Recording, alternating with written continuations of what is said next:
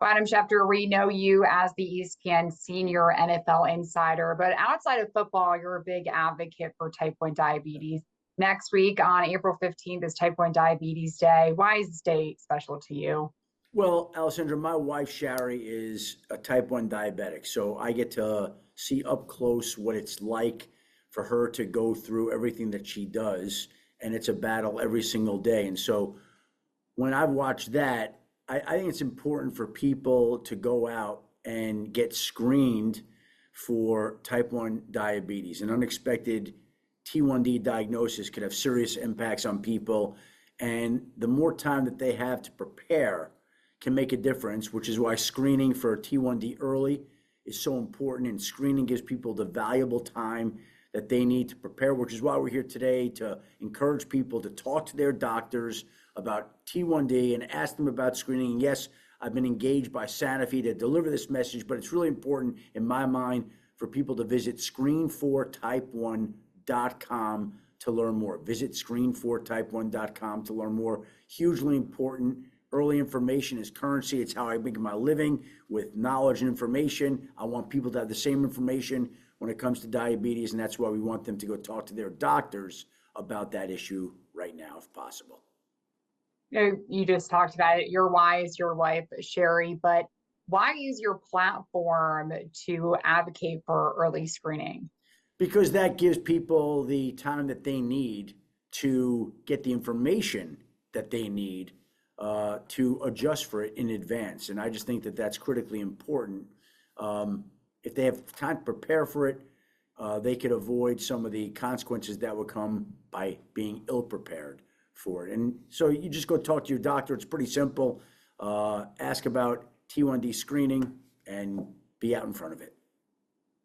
In 2 weeks is the NFL draft, being here in Jacksonville. What have you heard? What's the latest from the Jaguars on who they may draft fifth overall? Yeah, they've got the fifth pick there. They've got a lot of needs. There's a lot of different ways that they could go. I think the feeling across the league seems to be that they would lean defense. They might lean defensive line.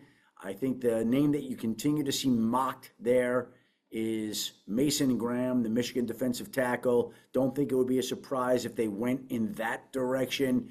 I think there's a lot of different ways they still could go. They could wind up using that pick on a pass rusher. It depends, of course, what goes on with the 4 picks in front of them.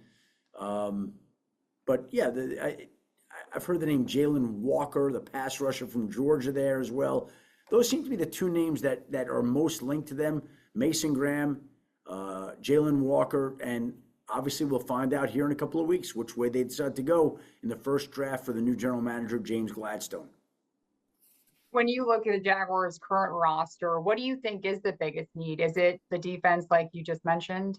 I think that they clearly have a defensive deficiency. I mean, you could watch them last year, and they couldn't keep up on that side of the football.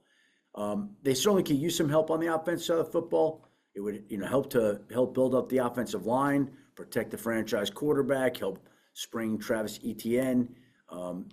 Looks like they still could use another wide receiver, as great as Brian Thomas was. I think we'd all agree on that. They lost Evan Ingram in free agency. Maybe another tight end wouldn't hurt. Look, there's a lot of ways they could go, but I think when we look big picture, defense is a great starting point for this team. Looking at the guys that are projected in the top 4, if Abdul Carter or Travis Hunter fall and they're still available at 5, do you think that the Jaguars would take one of them? And if so, which one? Or do you think they'll stay with Mason Graham or Jalen Walker? I'd be really surprised if either of those 2 players fell to number 5. I don't see it. I mean, a girl can hope, Alessandra. But I just don't think that that's going to happen here.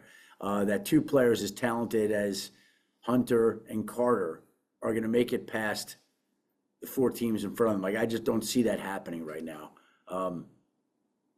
No, I don't see it. Sorry. No, you're good. So Mason Graham, Jalen Walker seem like the betting favorites right now. Well, yes, right now. But again, you've also got a new general manager in James Gladstone. We don't know what his track record is. We don't know exactly what he's looking for. There's nothing to look back on to say, James Gladstone gravitates towards this kind of player or that kind of school or whatever it may be. It's really wide open, and you've got new coaches, new GM, so it's hard to predict. But on its surface, I think you could just look at it and say, like, okay, well, they need defensive help. Mason Graham and Jalen Walker at that point in time would make some sense, and let's see what they wind up doing. I'm not telling you that those will be the picks. I'm just saying those are two logical picks as we try to come up with their selection 2+ weeks out.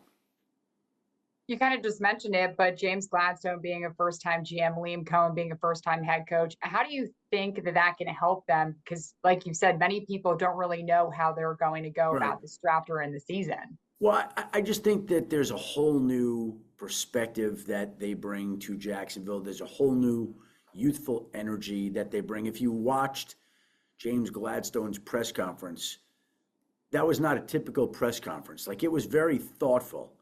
And he's approaching this in a way that some other people might not. You know, Liam Coen has his own ideas as a head coach. So it's fresh, it's new, it's unpredictable. We don't know how it's going to go, but I would think if you're a Jaguars fan, that's got to be pretty exciting right now. You know, a new regime, of course, wants their own new players. Have you heard of James Gladstone and Liam Coen potentially shopping around the current players on the roster? Well, I think whenever there are new coaches, new front office members, whenever there's a new regime, they seem to make a lot of moves. And there's a new regime because the old regime didn't do a great job and because they felt like they needed to make changes. And so we saw changes in the front office. We saw changes in the coaches. You're going to see changes on the roster.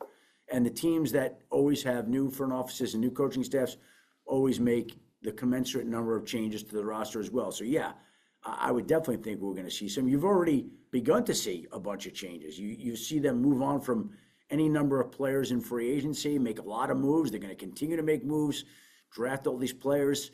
Will there be more former Jaguars who are jettisoned? Surely, over time, yes.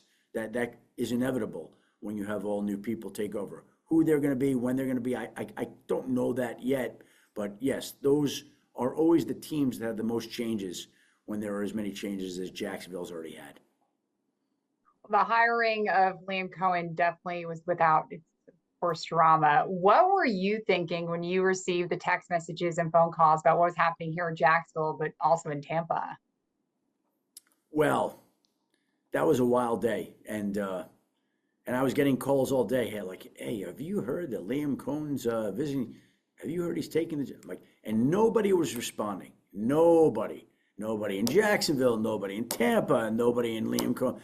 I'm like, oh, I've done this long enough to know that when you're getting met with this wall of silence, that something is going on, something, and you're just waiting for that something to go public. And it finally did that day, if I remember correctly. I don't know, it was later in the day, 5:30-ish or so, if my memory serves me correctly. And trust me, we've been hearing about it for hours before then. Just nobody would be able to confirm it. Is that one of the craziest head coaching hires in your, career? I would say this, that there have been many strange coaching scenarios. Like, we've seen coaches trade. I remember John Gruden being traded from the Raiders to the Buccaneers, like in the middle of the night. I remember Josh McDaniels accepting and then backing out of the Indianapolis Colts head coaching job. The situation surrounding Liam Coen would be up there. I'm not going to tell you it's the most crazy one that we've ever seen, but every few years you get one of these wild scenarios, and that happened to be the one this year. Do you like his Duval and his introductory press conference? Well, yeah, I'll let him handle that. Yep. I think final question as we're wrapping up, just what do you think that James and Liam need to do to turn this franchise around? Well, they've got to reset the culture. They've got to find good players.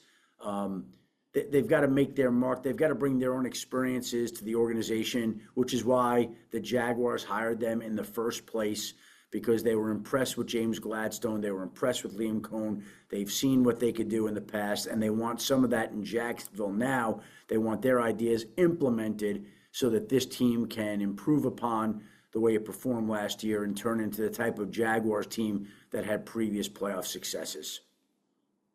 Do you feel that they can make a considerable jump and improvement this season? Uh, there's nobody that's running away with that division, so it's there to be had. Now, whether they'll be able to do it or not, and how quickly they'll be able to do it, we'll see. Is it going to take a year, 2, 3? We'll see. But the opportunity is there in the AFC South. Chad Muma here, he's very big with type 1 diabetes. I know Chad, yeah. Yeah, a camp each year here in Jacksonville. What is that? I know he's not the only one. What is that kind of community within the NFL of the players that have type 1 diabetes and advocates like yourself? Yeah, well, I had the chance to work with Chad, and he's been a part of this campaign to raise screening, to raise awareness for people to be screened. Chad has been involved in this process. He's been an advocate for getting people to go to screenfortype1.com. I have so much respect for what he does as a football player playing with type 1. My wife, as a type 1, she met him, and she can't believe that people, she knows how hard it is to manage this on a day-to-day basis just in a regular life. And she's like, people play football as type 1 diabetics, and it blows her away.